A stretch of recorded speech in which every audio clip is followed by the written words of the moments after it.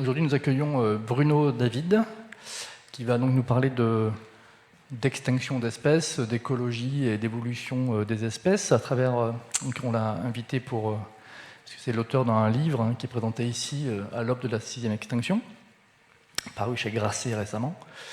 Et donc Bruno David est actuellement président du Muséum d'histoire naturelle à Paris,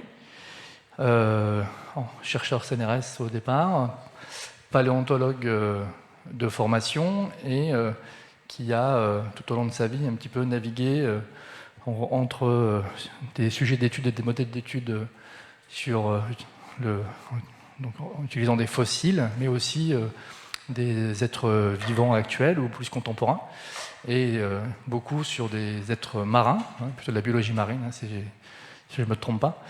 Et donc nous allons laisser la parole à Bruno pendant une quarantaine de minutes pour nous présenter un petit peu différents aspects de la 6e extinction et des extinctions peut-être plus passées. Et puis nous aurons un peu un temps de discussion après, pendant à peu près une quinzaine, vingtaine de minutes. Voilà, je te laisse la parole Bruno et merci d'être venu. Merci beaucoup Sylvain. Oui, donc je vais vous parler de la 6e extinction. Je vais essayer de ne pas être trop négatif, vous allez voir. Je vais commencer par poser une question de savoir où est-ce que nous en sommes aujourd'hui. On est confronté à quelque chose d'assez curieux, qui est une amnésie environnementale sélective, comme l'illustre cette belle image. C'est-à-dire que pour le climat, on a des événements marquants, on se souvient d'inondations, on se souvient de sécheresse, on se souvient de la canicule de 2003, on se souvient des inondations dramatiques de l'an dernier dans la vallée de la Roya, d'épisodes éventuellement de neige à Paris. On se souvient de tout ça, on a des points de repère. En ce qui concerne la biodiversité, c'est beaucoup plus flou. Est-ce qu'on sait à quel point il y a moins de hérissons dans nos campagnes ? On voit moins de hérissons écrasés le long des routes, et ça ne veut pas dire que les hérissons ont appris à traverser, c'est simplement qu'il y en a moins. Il y a 2 fois moins de moineaux dans les rues de Paris qu'il y en avait il y a 15 ans, et il y a toujours des moineaux, donc on ne s'en rend pas vraiment compte. On est face à cette amnésie, et on peut la comparer un petit peu à l'image de nous-mêmes dans un miroir le matin, où quand on se regarde dans ce miroir, finalement, on se trouve la même tête que la veille, sauf si on a fait des excès particuliers. Mais sinon, globalement, on a la même tête que la veille. Et il faut prendre une photo un petit peu ancienne pour se dire « Ah oui, quand même, on a changé ». Et pour l'environnement, et notamment pour la biodiversité, c'est un petit peu pareil. Il y a un deuxième constat qu'on peut faire. Je peux peut-être enlever mon masque pour parler. C'est possible? Ça ne vous ennuie pas? Il y a de la distance et je suis testé à l'entrée. Il n'y a pas de problème, normalement. Il y a un deuxième constat qu'on peut faire en ce qui concerne la biodiversité, c'est qu'on est face à un défi culturel. En effet, la biodiversité est plutôt une belle inconnue. Et si dans un dîner en ville, vous expliquez que Victor Hugo a écrit Le Malade imaginaire, on va considérer que vous manquez de culture.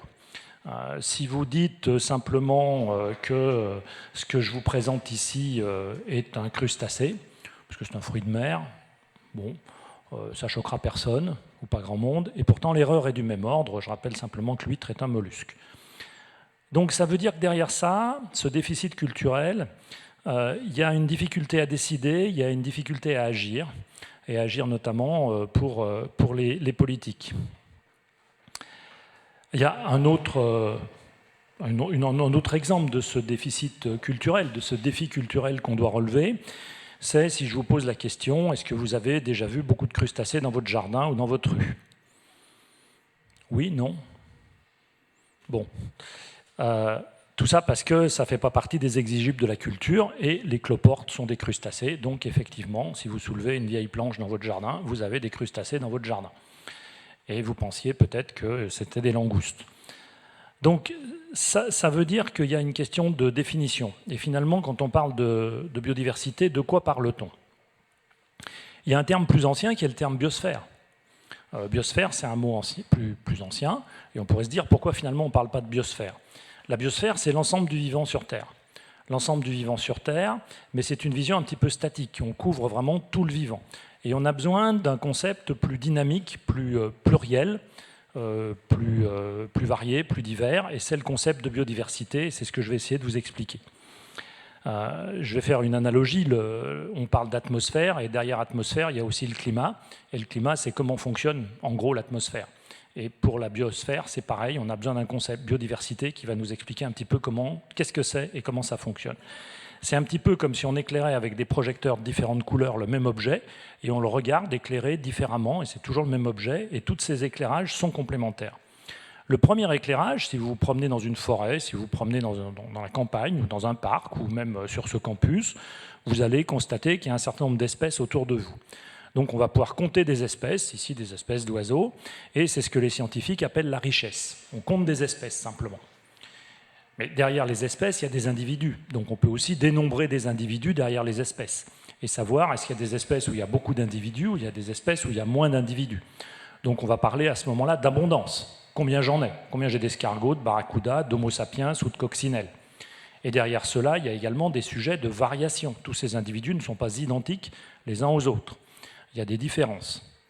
Et puis il y a des espèces qui sont grosses, Homo sapiens, il y a des espèces qui sont plus petites, les coccinelles, donc on voit bien qu'on ne pèse pas le même poids. Et donc on peut se poser aussi des questions de biodiversité en termes de poids, en termes de biomasse. Combien ça pèse tout ça? Quand on essaye de se poser des questions de combien ça pèse, il y a une difficulté, c'est qu'il nous faut une métrique qui soit la même, finalement, quelle que soit l'espèce qu'on va peser. Et si on pèse une méduse qui est pleine d'eau, c'est pas pareil que de peser un criquet où il y aura peu d'eau à l'intérieur, qui sera un animal plus sec, entre guillemets.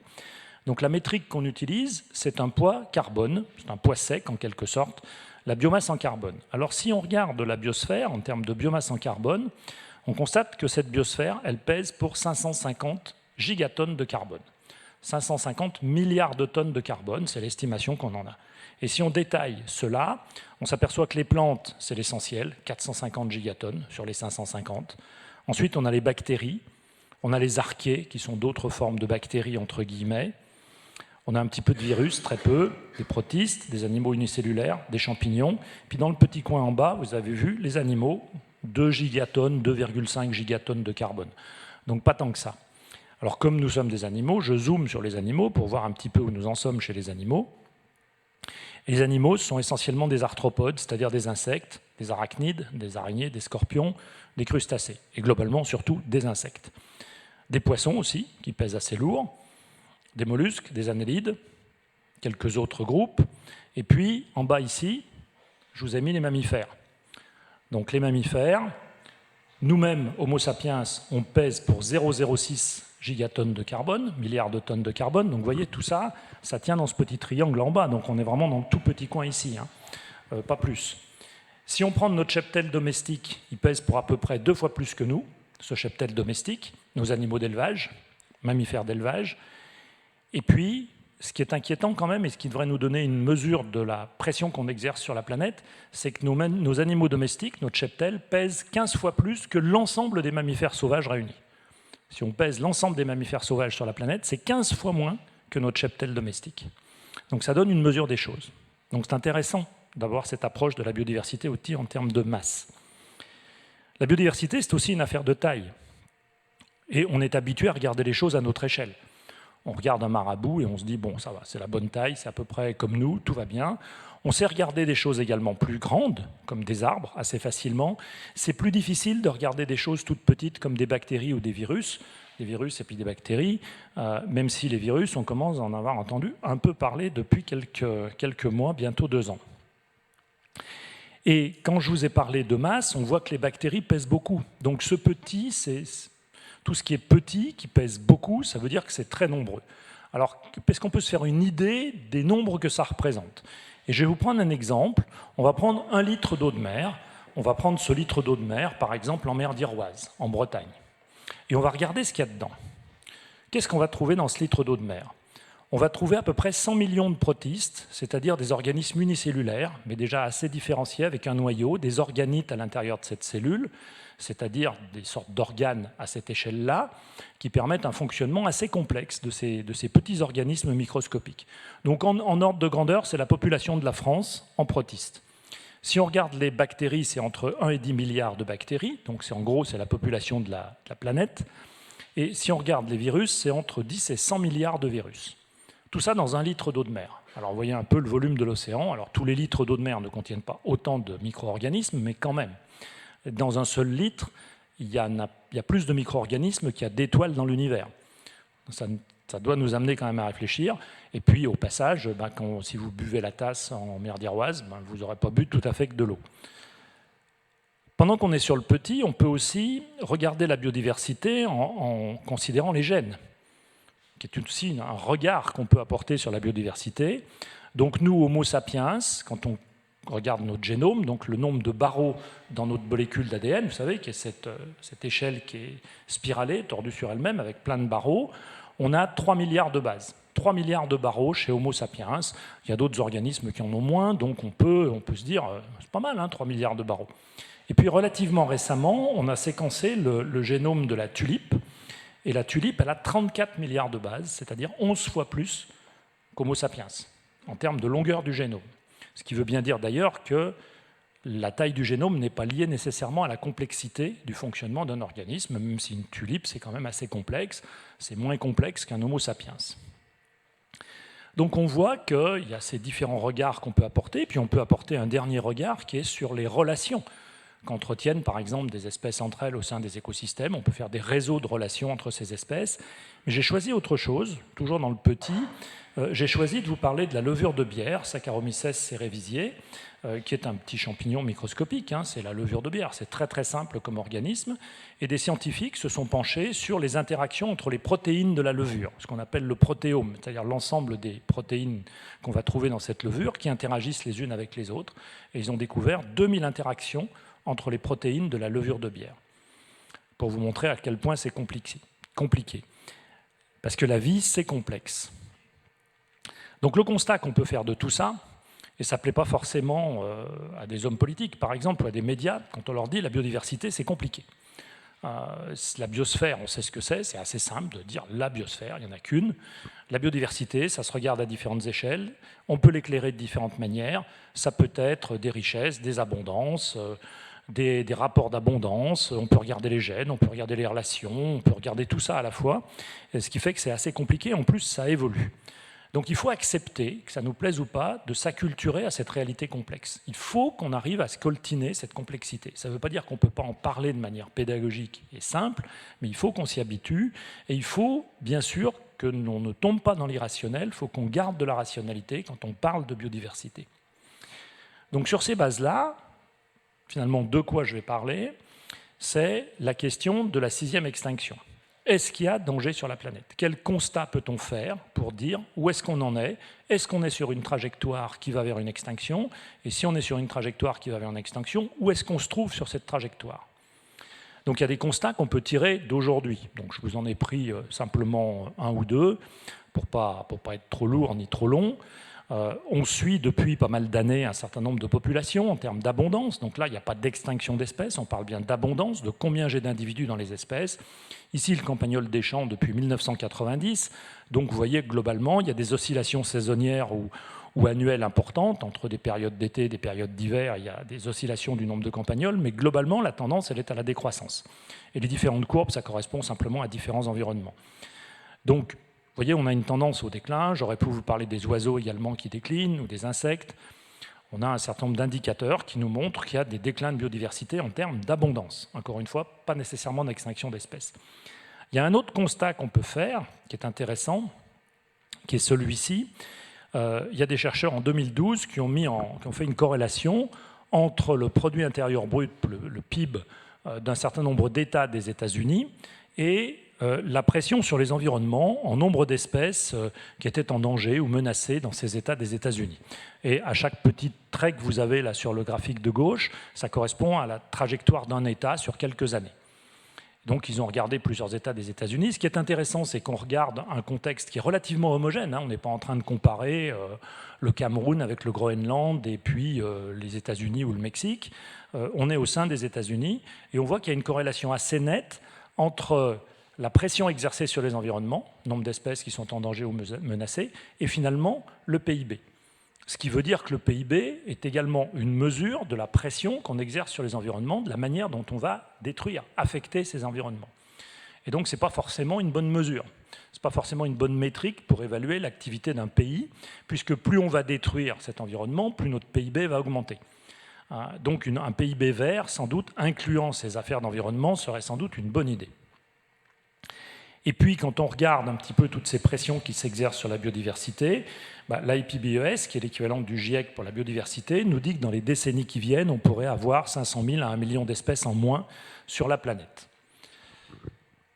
Attendez, je vais mettre ça en route, là. Ça veut dire simplement qu'il y a pas mal d'espèces qui sont déjà en déclin, et que si on prolonge ces déclins d'abondance, moins d'individus au sein de chaque espèce, ça pourrait se terminer par des extinctions.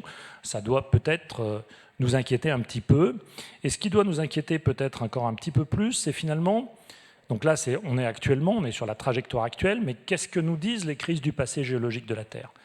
Depuis 500 millions d'années, il y a eu 5 grandes crises. Ces 5 grandes crises, qu'est-ce qu'elles nous enseignent? Le premier enseignement de ces 5 grandes crises, c'est qu'elles ont été multifactorielles. Il y a eu des questions de météorites, on en a tous entendu parler, de volcanisme très intense, de paléogéographie, c'est-à-dire de distribution des continents. La façon dont les continents sont distribués sur Terre, ça a une incidence, parce que s'ils sont tous regroupés, on a moins de mers épicontinentales que s'ils sont éclatés, donc la géographie des continents est importante. Le statisme, c'est le niveau des mers, l'anoxie, c'est la quantité d'oxygène présente dans les océans, et puis les oscillations climatiques.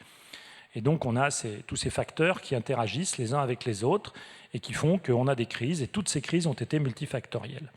Et puis une autre observation, un autre enseignement important de ces crises anciennes, c'est comment est-ce qu'elles s'enregistrent dans les strates sédimentaires. Si on a un banc de ce type-là, avec beaucoup de fossiles à l'intérieur, ça n'est pas une crise. Ça n'est pas une crise, ça veut dire qu'il y a beaucoup d'individus qui sont morts en même temps, mais ça veut dire surtout qu'il y avait beaucoup de vivants pour qu'on ait autant de fossiles. Donc ça n'est pas une crise. En d'autres mots, les crises ne sont pas des hécatombes, les crises ne font pas de morts. Les crises, c'est plus insidieux. Et je vais vous montrer un autre banc sédimentaire. Donc ça, c'est là où il y a le couteau suisse, c'est le banc qui sépare l'aire primaire en dessous, le niveau rouge, de l'aire secondaire au-dessus, et ça correspond à la crise la plus importante qui ait jamais impacté la biosphère. Ça correspond à peu près à 90% des espèces qui se sont éteintes, des espèces marines qui se sont éteintes à ce moment-là. Là, on est dans un banc marin, et si on regarde à l'intérieur de ce banc, il n'y a plus personne. Il n'y avait plus personne. C'est-à-dire qu'il y avait eu des déclins d'abondance qui avaient fait qu'il y avait eu des extinctions au bout de ces déclins d'abondance, et il n'y avait plus personne. Donc la leçon des crises anciennes, c'est que ces crises n'ont pas été des hécatombes, les crises n'ont pas fait de mort directement, elles ont correspondu à des déclins du succès reproducteur des espèces, qui a fait que de génération en génération, il y a eu de moins en moins d'individus au sein de ces espèces, jusqu'à l'extinction de ces espèces. Donc qu'est-ce qu'on a aujourd'hui? On a tous les ingrédients d'une crise de type des crises qui a traversé la biosphère depuis 500 millions d'années. C'est multifactoriel. Aujourd'hui, le multifactoriel, même si c'est une seule espèce qui est derrière, c'est bien sûr la pollution, les occupations d'espace, les déplacements d'espèces, le changement climatique aussi, la surexploitation des ressources, enfin on le sait bien. C'est un processus insidieux qu'on a du mal à percevoir et qui se fait sans hécatombe. Simplement, on est plutôt au début du chemin, mais on va très vite, et c'est ça que je vais essayer de vous montrer. Donc est-ce qu'on serait vers un point de basculement? Est-ce qu'on serait en train de basculer finalement vers d'autres équilibres? Alors il y a des gens qui ont fait des recherches là-dessus. Là je vous présente un graphique parmi beaucoup d'autres qui auraient été possibles, où on a différents environnements. Donc vous avez différents environnements, là, la toundra, la forêt boréale, etc. Donc c'est des catégorisations des environnements. Là, de ce côté, à droite du dessin, vous avez la richesse, nombre d'espèces. De l'autre côté, vous avez les abondances. Et les auteurs de l'article ont mis une limite à autour de 80% en disant si on passe cette limite, ça veut dire que globalement, l'environnement commence à être déstabilisé et qu'il pourrait basculer dans un nouveau mode de fonctionnement. Donc on voit qu'il y a des environnements, il n'y a pas de problème. La toundra, pour le moment, il n'y a pas de problème. Il y a d'autres environnements, plutôt en haut du diagramme, où là, on voit qu'il y a quand même, commence à y avoir des problèmes, qu'on a franchi cette limite de 80%. Donc il y a un état des lieux qui nous dit attention, il y a un certain nombre de signes qui nous disent, au-delà des déclins d'abondance, que ça ne va pas très bien. Alors, pour revenir à ces déclins d'abondance et aux amplitudes des changements, ce qu'on peut faire aussi, c'est regarder où on en est par rapport aux grandes crises du passé. Donc là, vous avez un diagramme avec différents groupes qui sont dessinés, et puis sur l'axe horizontal, vous avez l'amplitude de l'extinction en pourcentage, et on voit que les grandes crises du passé géologique, on est entre 75 et 90% d'extinction, on est dans ce secteur-là. Si on prend les extinctions d'aujourd'hui, constatées, c'est ce qu'il y a en blanc sur le graphique, on est autour de 2, 3, 4, 5%. On est vraiment très loin. Même les chiffres de l'IPBES avec 500 000 à 1 million d'espèces, par rapport à en gros 10 millions d'espèces vivant sur la planète, ce qu'on peut être l'estimation, on est autour de 10% d'extinction. Donc on peut se dire, bon, on est très loin des 80%, il n'y a pas de sujet. Si on regarde un peu plus largement d'autres espèces en déclin, c'est ce qu'il y a en noir, on est autour d'une vingtaine de pourcents. Donc là aussi, on est encore assez loin. Donc en termes d'amplitude, on peut se dire, il y a du temps, il n'y a pas de problème. Mais il faut aussi regarder la vitesse. Alors les vitesses, on peut les estimer avec les constats qu'on a pu faire depuis à peu près 500 ans, hein, depuis l'an 1500 jusqu'à aujourd'hui, chez un certain nombre de groupes de vertébrés, et on voit qu'il y a des extinctions qui s'emballent un petit peu. Bon, on voit là cette courbe qui s'emballe, mais toujours sur des pourcentages très limités par rapport à l'ensemble du vivant. Mais ça, on peut le mettre en parallèle avec une analyse qu'ont faite des paléontologues il y a déjà maintenant quelques années, pas mal d'années même, et qui ont pris les 500 derniers millions d'années, ils ont fait 500 tranches d'un million d'années, et ils ont regardé quel était le taux d'extinction quand on passait d'une tranche à l'autre. Et donc ça a donné cet histogramme, hein, cette distribution, et on voit que le bruit de fond moyen, c'est autour de 20%. Le bruit de fond standard, quand on passe d'une tranche d'un million d'années à une autre tranche d'un million d'années, en gros c'est 20%, et que les extinctions de masse, c'est ce que j'ai figuré en rouge en haut du dessin, c'est à peu près 80%. Donc on est à peu près calé. Et là, je me suis amusé à prolonger les courbes sur 500 ans, et je les ai projetées sur 1 million d'années pour voir ce que ça donne. Je l'ai fait pour les mammifères, et à ce moment-là, on constate que pour les mammifères, on est à 8000%. Ce qui voudrait dire que les mammifères seraient tous éteints en bien moins de temps qu'un million d'années. C'est ça que ça veut dire. C'est pour ça qu'on dépasse 100%. Alors, je suis quand même en train de faire un petit escroquerie intellectuelle, là, puisque je suis en train de comparer une vitesse instantanée sur 500 ans avec une vitesse moyenne sur 1 million d'années. Et rien ne me dit que dans cette période d'1 million d'années, il n'y a pas des moments où ça a été plus vite. Mais même si je m'étais trompé d'un facteur 10, et encore, même si je m'étais trompé d'un facteur 100, ce qui serait quand même une erreur vraiment très importante, il n'en resterait pas moins qu'on est sur les mêmes taux, en gros, que ces grandes crises du passé. Simplement, ce que ça signifie là, c'est que ça va beaucoup plus vite que lors des grandes crises du passé, et qu'on pourrait être face à des phénomènes de basculement du fonctionnement de la biodiversité, du fonctionnement des écosystèmes, qui pourraient basculer dans d'autres équilibres, puisqu'on a des systèmes qui sont sensibles à des effets de seuil. C'est-à-dire que passé un certain seuil, le système bascule dans autre chose. Je peux prendre une image, puis je vais en prendre une seconde juste après. C'est un petit peu comme une bille dans une gouttière. Vous mettez une bille dans une gouttière, puis vous faites osciller la gouttière. La bille va revenir au centre de la gouttière, ce qu'on appelle la résilience de l'écosystème. Et puis à un moment donné, si vous faites trop osciller la gouttière, la bille va sortir, elle va tomber à côté, puis elle roulera ailleurs. On ne sait pas exactement à quel moment ça va sortir de la gouttière, et puis on ne sait surtout pas où ça va aller. Et pour les écosystèmes, c'est un petit peu pareil. Alors j'ai une autre image, qui est simplement l'image de la tour Eiffel. On peut enlever des rivets dans la tour Eiffel, comme enlever des individus dans un écosystème. On peut même enlever des poutrelles de temps en temps, c'est-à-dire enlever une espèce de l'écosystème. La tour Eiffel va toujours rester debout parce qu'il y aura une reprise de charge par d'autres poutrelles. Dans l'écosystème, c'est pareil, il y aura une homéostasie, c'est-à-dire il y aura une reprise du fonctionnement par d'autres espèces, il y a une certaine stabilité. Puis au bout d'un certain nombre de poutrelles enlevées, vous enlevez une poutrelle de trop, et puis la tour Eiffel s'effondre, et vous avez un tas de ferraille sur le champ de Mars. Ce tas de ferraille, c'est toujours la tour Eiffel. Vous avez toujours la tour Eiffel, donc vous avez toujours un écosystème, simplement. Cette tour Eiffel dans un autre état, ou cet écosystème dans un autre état, ne rend plus les mêmes services.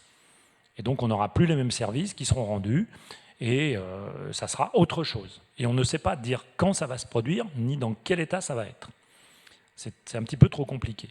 Alors il y a des cas qui existent, des cas qui sont documentés. Malheureusement, on a la destruction du couvert végétal à Madagascar, parce que les gens sont pauvres, ils ont besoin de charbon de bois pour faire à manger, pour éventuellement même se chauffer dans des périodes où il fait un petit peu frais, et ils rasent les forêts. Et je vous ai mis sur la gauche une image satellite, Google Earth, de Madagascar, avec des érosions absolument dramatiques, où tout le sol est enlevé, parce que la forêt a été coupée, il pleut dessus, ça lessive complètement les sols, et on se retrouve avec des badlands, avec de la roche à nu.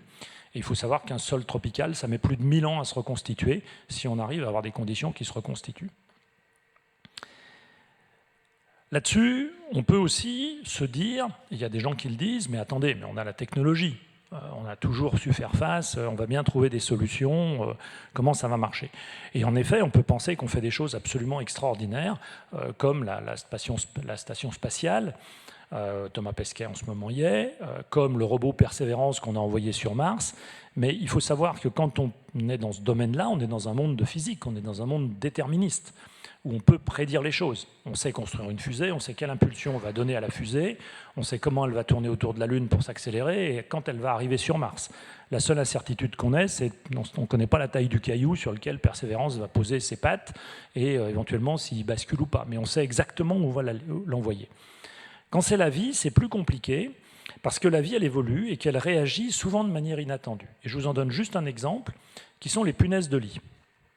Les punaises de lit, on en entend parler maintenant depuis quelques temps, et c'est un vrai fléau. Et si on remonte dans l'histoire, les traces les plus anciennes qu'on ait des punaises de lit, on les a trouvées dans des tombes égyptiennes qui remontent à 5500 ans. Donc ce n'est pas d'aujourd'hui qu'il y a des punaises de lit. Et les punaises de lit traversent des textes, des archives, de la littérature à travers les siècles. Et on entend parler beaucoup de punaises de lit à travers les siècles, si on regarde un petit peu. Et puis au sortir de la Deuxième Guerre mondiale, on a le DDT. On utilise le DDT et on éradique les punaises de lit. Enfin, on croit qu'on a éradiqué les punaises de lit parce qu'on n'arrive pas à se débarrasser complètement d'un animal aussi simple que la punaise de lit. Pourtant, c'est simple, une punaise de lit. On pourrait se dire, c'est pas très compliqué. Et qu'est-ce qui s'est passé? On a exercé une pression de sélection darwinienne sur les punaises de lit, et donc on a sélectionné des punaises résistantes.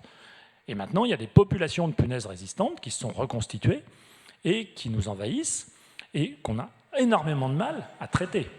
Et il faut vraiment des interventions extrêmement lourdes où on va utiliser des produits chimiques extrêmement virulents, de la congélation, et les gens sont obligés de sortir de leur logement. Enfin, c'est très très compliqué.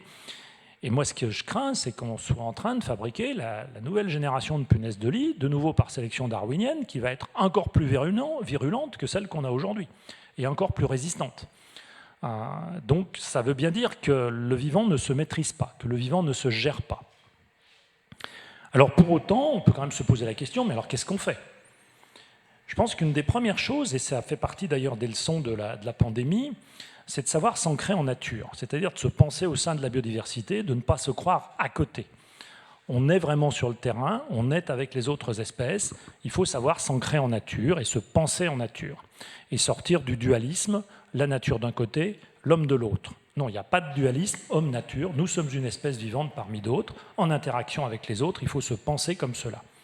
Ça amène une prise de conscience qu'on peut résumer en 3 attitudes possibles. La première attitude dont j'ai parlé, c'est une attitude techno de dire « vous inquiétez pas, on va gérer, on va électrifier la Terre, on va gérer tout ça, tout va bien marcher, ne vous inquiétez pas ». Je ne pense pas que ça soit une attitude totalement raisonnable, vu ce que fait le vivant, vu avec les expériences qu'on a pu avoir de déplacement d'espèces, d'OGM, de choses comme ça, qui sont toujours des expériences parfois un petit peu malheureuses.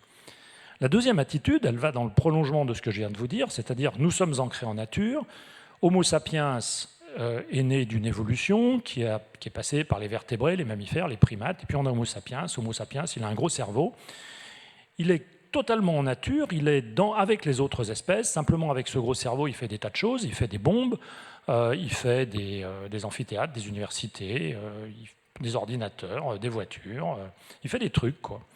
Et après tout, les castors font des barrages et les fourmis font des fourmilières, donc c'est pas bien grave si Homo sapiens fait tout ça, et on peut avoir une attitude complètement cynique. Donc là, on est complètement sorti du dualisme homme-nature, nous sommes tellement en nature que tout ce qu'on fait, c'est naturel, et ça nous déresponsabilise, évidemment. On perd toute notion de responsabilité. Donc la recette que je suggère, c'est de remettre une pincée de dualisme quand même, de différence entre l'homme et la nature, dans le système, de façon à se responsabiliser.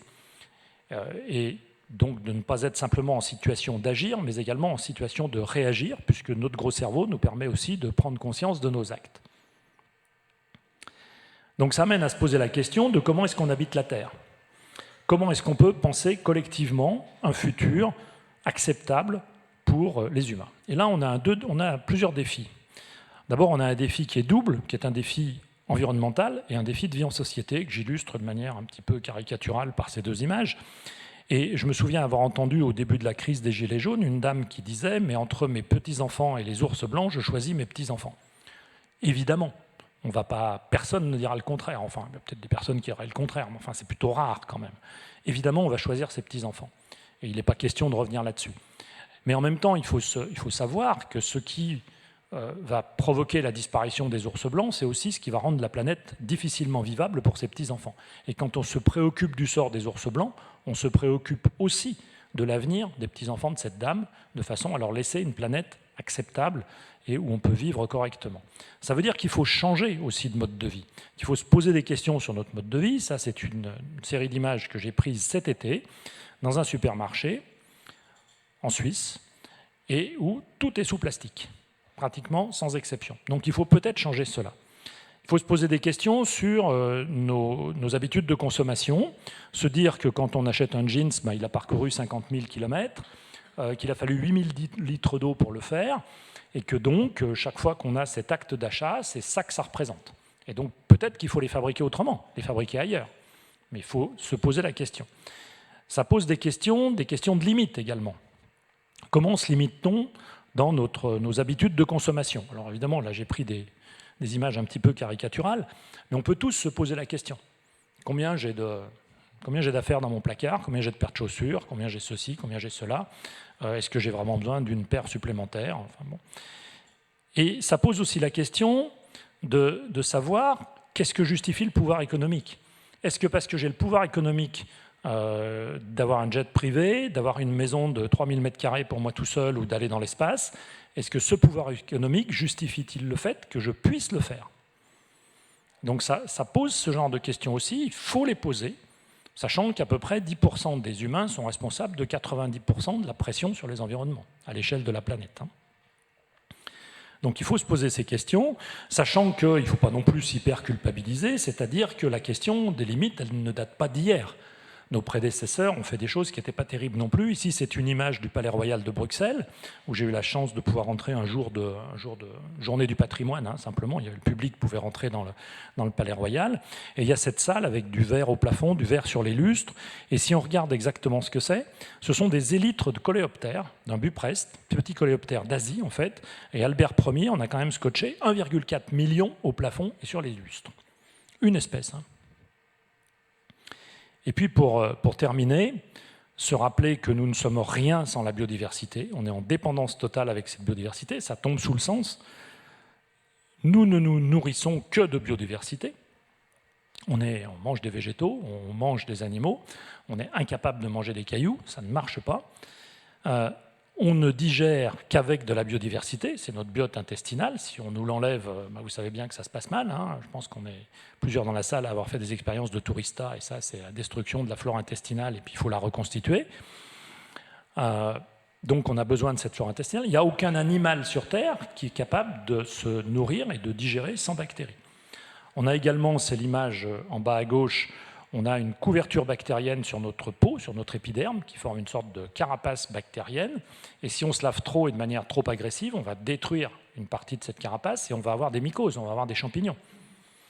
Et puis il y a le plancton, ici une image du plancton océanique, dont on nous dit qu'on lui doit une respiration sur 2, ce qui est largement excessif, parce qu'effectivement le plancton océanique produit la moitié de l'oxygène sur Terre, dans le cycle de l'oxygène, mais il y a une part importante de l'oxygène produit par le plancton océanique qui en fait est recyclé dans l'océan. Donc on ne peut pas le respirer sauf à se mettre la tête dans l'eau. Néanmoins, il n'en reste pas moins que le plancton participe à la moitié de l'oxygène sur Terre.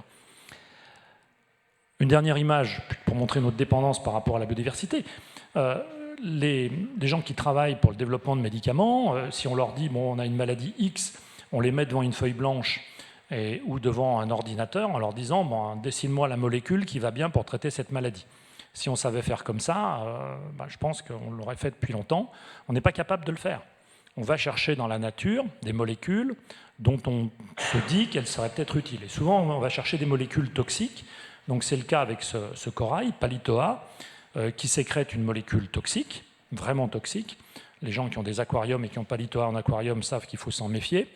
Et de cette molécule, on a tiré un médicament qui s'appelle la palitoxine, qui est un antitumoral pour les glioblastomes, qui sont ces cancers foudroyants du cerveau, qu'on ne sait pas bien traiter. Et c'est le corail qui nous permet ça, de le traiter au moins partiellement. Et puis il y a d'autres exemples, j'aurais pu vous donner d'autres exemples de pharmacopée, tous plus étonnants les uns que les autres. Si on veut convaincre des économistes également, il faut afficher que ces services ont une certaine valeur et une valeur monétaire. Une baleine, c'est estimé en termes de piégeage de carbone à 1,8 million d'euros par individu baleine. Une seule baleine, 1,8 million d'euros. Alors il y a eu des discussions autour de la réintroduction des loutres dans l'île de Vancouver, dans l'ouest canadien. Et l'estimation qui en a été faite, c'est que ces loutres rapportaient 4,3 millions de dollars canadiens par an. C'est-à-dire que les loutres vont consommer des oursins, donc les pêcheurs d'oursins vont avoir moins de rémunération. Mais par contre, comme les oursins vont être moins nombreux, il y aura plus de grandes algues. S'il y a plus de grandes algues, il y a ça sert de nurserie pour les poissons, donc il y aura plus de poissons. Donc les pêcheurs de poissons, par contre, auront un retour sur investissement plus important. Les grandes algues, en plus, ça stocke du carbone. Et si on fait le bilan de tout ça, c'est 4,3 millions de dollars canadiens par an. Et je ne compte pas l'apport du tourisme, parce que les loutres attirent beaucoup de touristes, et ça, c'est estimé à 42 millions de dollars canadiens par an en plus. Donc on voit bien qu'il peut y avoir une valeur monétaire derrière des choses comme ça. Donc on n'est rien sans la biodiversité. La biodiversité nous rend des services, et en plus, même financièrement parlant, il y a des services intéressants. Alors ceci dit, les technophiles peuvent aussi dire, mais on va aller voir dans l'espace, puisqu'il y a des planètes B. Ben, je suis désolé, mais il n'y a pas de planète B. Même s'il y avait une planète B, elle serait vraiment trop lointaine. Et je vais vous raconter une petite histoire en forme de conte pour terminer. On a trouvé dans Proxima du Centaure, qui est vraiment le système solaire le plus proche du nôtre. Il n'y a pas plus près. Quand on sort du système solaire, notre voisin, c'est Proxima du Centaure. Et dans ce système-là, on a trouvé une planète qui s'appelle Proxima b, qui est à la bonne distance par rapport à son Soleil. Et on se dit, tiens, c'est une Terre bis, ça. Et simplement, les ondes radio mettent 55 ans pour nous parvenir. Les mêmes ondes radio mettent 7 minutes pour venir de Mars. Donc si on fait une règle de 3, ça veut dire qu'avec les moyens actuels, il faut entre 20 000 et 50 000 ans pour aller sur Proxima b. Donc déjà, ça devrait nous calmer un petit peu, mais des technophiles vont vous dire, non mais attendez, on n'est plus à l'époque de Tintin, là on va trouver une fusée qui va beaucoup plus vite, on va trouver un moyen de transport beaucoup plus rapide, et en 3 mois on y est. Bon. Donc on fait l'hypothèse qu'on y est en 3 mois, on est parti. Donc je vous propose un voyage vers Proxima b. Proxima b ne tourne pas sur elle-même. Donc il y a une phase très chaude, une phase très froide, et au milieu il y a une bande tiède. Mais évidemment, on n'est pas idiot, on va se poser dans la bande tiède, et on va considérer aussi que l'atmosphère a une composition qui est adéquate pour notre survie, pour notre physiologie. Ensuite, Proxima b fait 1,7 fois la masse de la Terre. Alors ça ne paraît pas dit comme ça, mais ça veut dire que la gravité est plus forte, que la densité de l'atmosphère est plus forte, la pression atmosphérique est plus forte. Une pression atmosphérique à 1,7, ça veut dire qu'on a énormément de mal à respirer. Nos muscles respiratoires, notre diaphragme et nos muscles respiratoires ne sont pas formatés pour ça. Donc on a des difficultés respiratoires, il nous faut une assistance respiratoire si on veut à peu près vivre correctement. Mais après tout, les assistances respiratoires, on sait faire. 1,7 fois la masse de la Terre, c'est une gravité qui est bien plus forte, et donc on ne peut pas tenir debout non plus. C'est trop difficile, on est écrasé au sol, donc il nous faut un exosquelette. Donc on prend un exosquelette. Et puis il y a un tout petit détail aussi, c'est que 1,7 fois la gravité, ça veut dire que notre cœur n'est pas assez puissant pour faire remonter le sang au cerveau. Donc il nous faut là aussi une assistance circulatoire. Donc on se dit, on n'est pas bien sur Proxima b, parce que ça commence à faire beaucoup, tout ça, on va rentrer. Mais pour rentrer, il faut s'arracher à l'attraction de Proxima b, donc il faut une fusée bien plus considérable que celle qui nous a permis d'y aller. Quantité de carburant, taille de la fusée, et ça c'est exponentiel, c'est pas linéaire. Il ne faut pas une fusée 1,7 fois plus grande, il faut quelque chose de vraiment bien plus costaud. Donc normalement, ça devrait nous calmer. C'est très très bien de trouver des planètes B dans d'autres systèmes solaires, c'est formidable, c'est une aventure scientifique formidable, mais il ne faut pas imaginer que quand on dit planète B ou une autre Terre, c'est faisable. Parce qu'il y aura toujours des différences. Notre fenêtre physiologique, elle est vraiment très étroite, il faut qu'on s'adapte à tout ça. La conclusion de tout ça, c'est que nous sommes face à un saut dans l'inconnu. Parce que la vie ne se prédit pas, la vie ne se met pas en équation. Nous savons que nous nous rapprochons d'une falaise, qu'on se rapproche assez vite de cette falaise, même si pour le moment on en est encore assez loin, et on ne sait pas quelle est la hauteur de la falaise, et on ne sait pas s'il y a un matelas en bas pour nous réceptionner. Donc la prudence voudrait qu'on s'écarte un peu plus du bord ou qu'on arrête de se rapprocher du bord de la falaise. C'est le message que j'essaie de transmettre. Merci.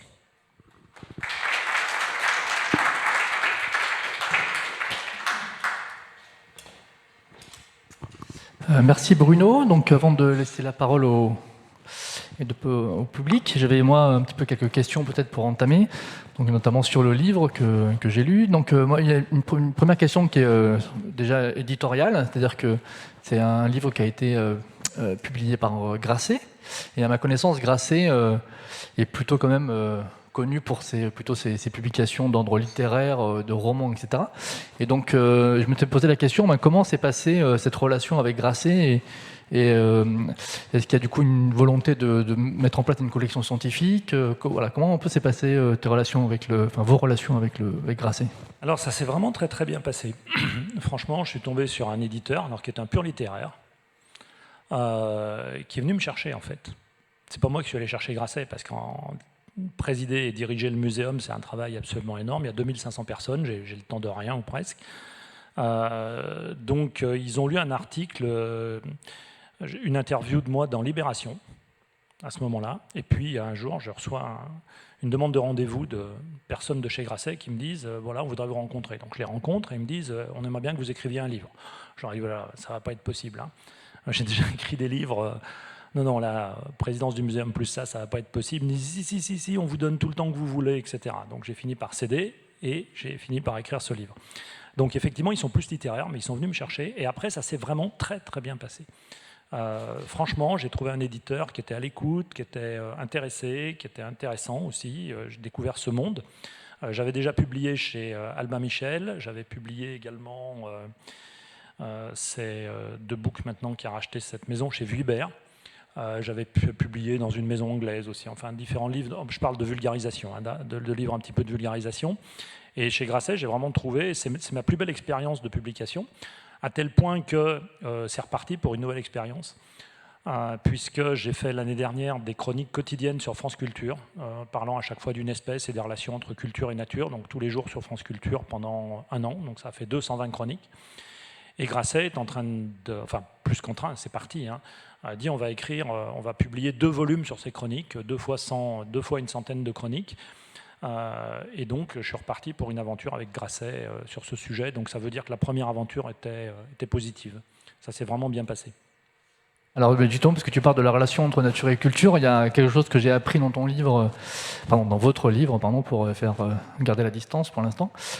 C'est une anecdote que je trouve amusante sur le fait que quand on regarde les dessins animés de Walt Disney, il y a de moins en moins d'animaux en tout cas d'espèces animales essentiellement, il me semble, qui accompagnent les héros, etc. Donc c'est quelque chose qui a été un peu plus étudié de manière un peu plus systématique, ou c'est juste un peu une anecdote comme ça que toi tu as... Non, c'est pas une anecdote. Ça a été une étude qui a été pilotée par une équipe de chercheurs du Muséum national d'histoire naturelle. Donc c'est pas moi qui ai fait cette étude, mais cette équipe de chercheurs a fait une analyse extrêmement stricte et extrêmement fine de tous les animaux présents dans les dessins animés de Disney depuis Blanche-Neige, en enlevant les personnages principaux.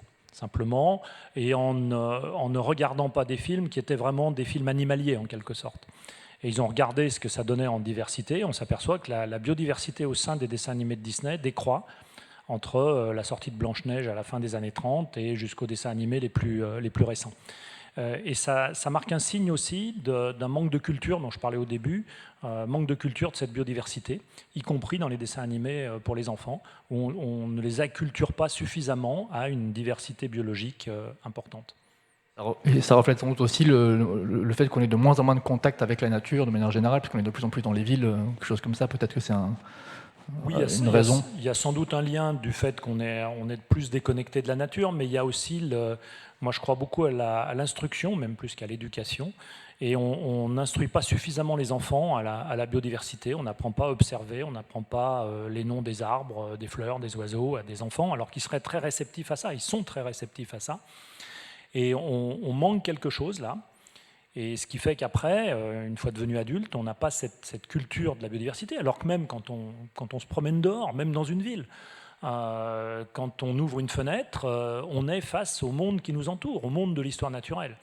Et pour moi, on manque une double cible. On manque la cible d'abord de ne pas connaître la planète sur laquelle nous vivons, qui est déjà une cible importante. Puis deuxièmement, l'observation, ça a une vertu, ça apprend, c'est une démarche intellectuelle, même chez les plus jeunes enfants, qui apprend à respecter les faits.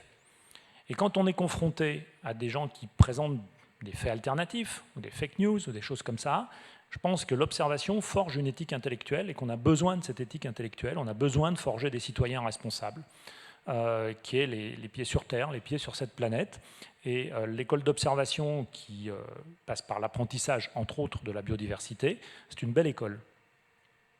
Et pour revenir peut-être une dernière question sur le livre et sa structure, ce qui m'a frappé dans votre livre, c'est qu'il est structuré en différentes parties. Et globalement, si je résume très simplement, il y a vraiment pour moi deux parties et deux types de textes un petit peu différents. Il y a une partie qui est vraiment très centrée, un petit peu comme vous l'avez fait dans la présentation, sur les extinctions. Et là, on a vraiment l'impression que, alors, du coup, c'est un peu le sens de ma question, que vous vous êtes basé sur votre propre expérience scientifique pour parler des extinctions, justement, et de comment on utilise le passé et le présent pour étudier les extinctions. Et ça donne vraiment l'impression que ça a été peut-être votre domaine de recherche. Et puis, il y a d'autres parties du livre qui sont beaucoup plus générales, beaucoup plus personnelles. Et du coup, je m'étais posé la question... comment cette autre partie qui est plus personnelle, comment vous vous êtes renseigné, quel travail, est-ce que ça vient également d'un travail de recherche qui vous est propre, etc., ou est-ce que c'est deux démarches assez différentes finalement? Non, en fait, je suis parti du constat de ce qui se passe aujourd'hui. J'éclaire ce constat d'aujourd'hui dans une deuxième partie avec les crises anciennes. Qu'est-ce qui s'est passé dans le passé de la Terre? Donc, on observe un certain nombre de tendances aujourd'hui. Finalement, l'objectif, c'est de savoir si ces tendances, elles sont graves, elles ne sont pas graves, elles sont importantes, elles ne sont pas importantes. Et l'ensemble de l'analyse des crises du passé géologique de la Terre nous permet d'éclairer ces tendances et de se dire où est-ce qu'on est sur la courbe, en fait. Et là, c'est vraiment mon travail de recherche, effectivement, comme chercheur au CNRS notamment. La dernière partie, c'est un travail de compilation que j'ai fait pendant plusieurs années, mais vraiment plusieurs années, que j'avais commencé avant l'écriture du livre, sur compiler qu'est-ce qui se passe dans la société, quelles sont les tendances qui traversent la société, quelles solutions on peut apporter ou ne pas apporter.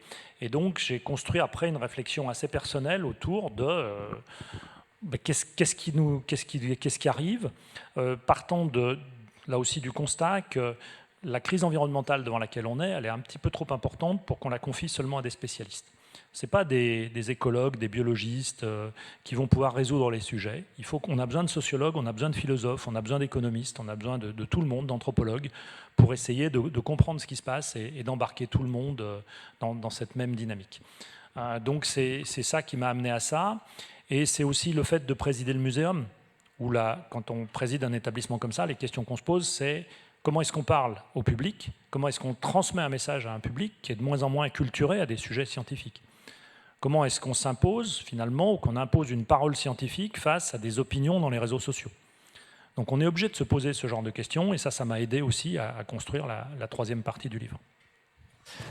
Merci. Et une dernière petite remarque, plus sur le ton humoristique. Je me suis posé la question, mais pourquoi la punaise de lit? Je me demandais si c'était pas le reflet d'un traumatisme personnel ou... Non. Pour le moment, je croise les doigts. Je n'ai pas encore été confronté à des punaises de lit, donc j'espère que ça ne sera pas le cas. Et j'espère pour vous tous que personne n'a été confronté à des punaises de lit, je ne sais pas. Alors, est-ce qu'il y a des questions dans le public? Donc, on a quelques minutes pour vous donner la parole, donc n'hésitez pas.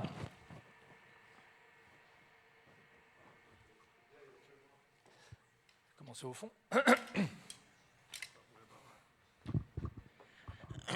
Oui, bonjour. Merci beaucoup pour l'exposé très clair, mais là, je ne suis pas étonné. Est-ce que... ça, c'est pour le constat, ok. Mais derrière, quelle stratégie peut-on engager? Vous avez répondu un peu au travers des questions qui ont été posées, mais c'est vrai que pour l'auditeur ou le lecteur, une fois que le livre est fermé, on se dit, mais par quoi je commence? Où est-ce que je peux commencer? Est-ce que c'est l'individu, le citoyen qui commence? Ou est-ce que c'est une collectivité quelque part? Et comment coordonner tout ça? Alors, je ne suis pas un homme politique, donc heureusement, je ne suis pas trop en charge de ça. Non, ce que je dresse à travers ce constat et les conférences que je peux faire, c'est d'abord ce constat. Et après, j'en appelle à la conscience individuelle de chacun, de voir chacun, en fonction d'où il en est dans sa trajectoire de vie, qu'est-ce qu'il peut faire comme effort. Et je fais très attention dans le livre, d'ailleurs, de dire que tout le monde n'est pas appelé à faire le même effort. On n'est pas tous au même endroit dans notre vie, on n'a pas tous la même vie, et on n'est pas amené à pouvoir faire le même effort chacun, mais chacun peut faire un effort quand même, je pense, là où il est. Donc ça, c'est la conscience individuelle.